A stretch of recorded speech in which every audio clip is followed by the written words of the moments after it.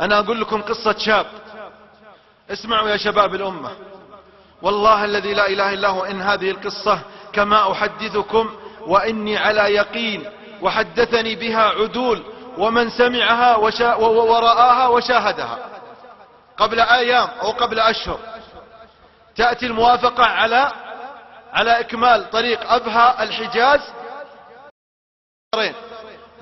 مرورا ببلحمر وتنومة والنماص وبلسمر، حتى وصلت الشركة المنفذة للمشروع إلى منطقة يقال لها شمران.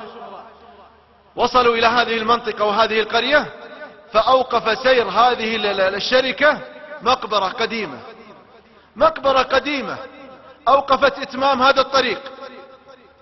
ذهبت تلك الشركة إلى المحكمة في شمران، ثم قدموا عليهم استدعاء يستفتونهم في شأن هذه المقبرة التي وقفت في إتمام الطريق. أحبتي الكرام، صدرت الفتوى من هيئة كبار العلماء بتغيير أماكن هذه القبور. شكلوا لجنة. أحبتي الكرام، آخر من دفن في هذه المقبرة قبل 30 سنة، بالله يا أخوان، بالله تأملوا معي في هذه القصة. آخر من دفن في هذه المقبرة قبل 30 سنة.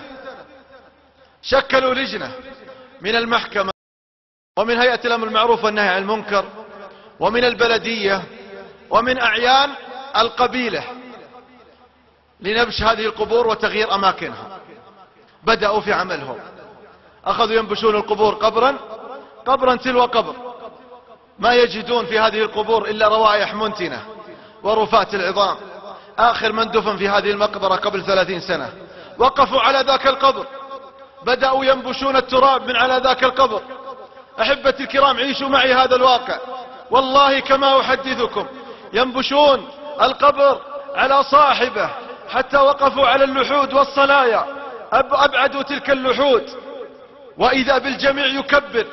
وجدوا صاحب القبر في كفنه كما هو، ما تغير الكفن، أبيض ورائحته طيبة زكية، فضلا عن من هو داخل ذاك الكفن.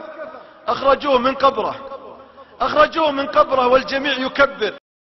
الله يا الله، من هو سعيد الحظ الذي داخل هذا الكفن؟ أخرجوه من القبر، ثم انفتحوا الغطاء عن وجهه، وإذا بأعيان القرية والقبيلة يعرفونه.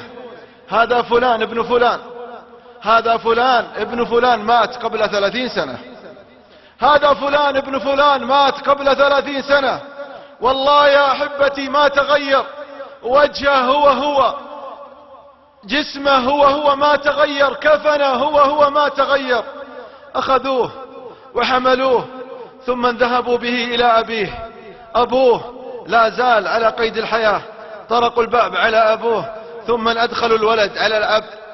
فتح الغطاء عن وجهه، ثم جعله في حضنه، وفتح الغطاء عن وجهه، وأخذ ينظر إلى ابنه ويقبله ويقول: يا الله ما أعظمك، يا الله ما أكرمك، بعد 30 سنة تعيد إلي ابنه ما تغير منه شيء، تعيده إلي وما تغير منه شيء.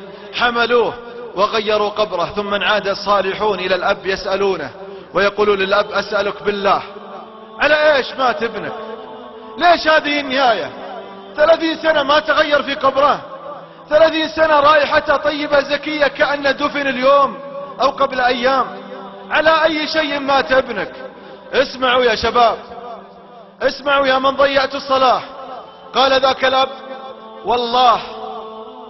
والله إني منذ أن عرفت ولدي ما تأخر ولا فات تكبيرة الإحرام ولا فاته الصف الأول.